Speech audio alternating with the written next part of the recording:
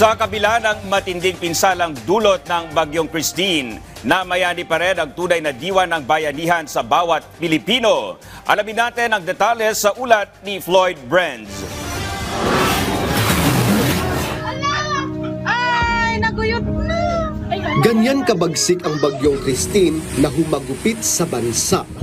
Nag-iwan ito ng matinding pinsala kung saan marami sa ating kababayan ang naapektuhan at ang ilan nga ay nawalan pa ng tirahan.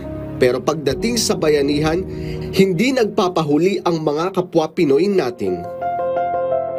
Isa na ang pamilya ni Marco Constantino kasama ang ilan niyang kapitbahay ang nagsagawa ng kanilang sariling relief operations sa lahat ng nasalanta at naapektuhan sa ilang bahagi ng Novalete, Cavite. Makikita naman sa video na ito ang ilang volunteers mula sa Pasig kung saan ipinapamalas ang diwa ng bayanihan para sa mga naapektuhan ng nasabing bagyo pa rin.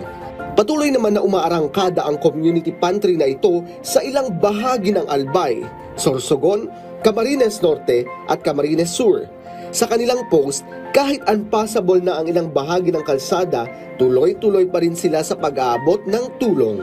Ipinamalas din ng mga kabataang ito ang tunay na diwa ng bayanihan. Makikita sa mga litrawang ito na sila mismo ang dumadalaw sa ilang bahagi ng Kalatagan, Batangas para magpaabot ng tulong sa mga apektado ng Bagyong Christine. Tulong-tulong din ang mga grupo ng lalaking ito para maalis ang isang punong bumagsak sa isang driveway. Dumaan man ang Bagyong Christine at nag-iwan ng matinding pinsala, mananaig pa rin ang totoong diwan ng bayanihan. Samantala, patuloy naman ang paghahatid ng ating mga lokal na pamahalaan sa lahat ng mga naapektuhan ng nasabing bagyo. Floyd Brenz para sa Pambansang TV sa Bago.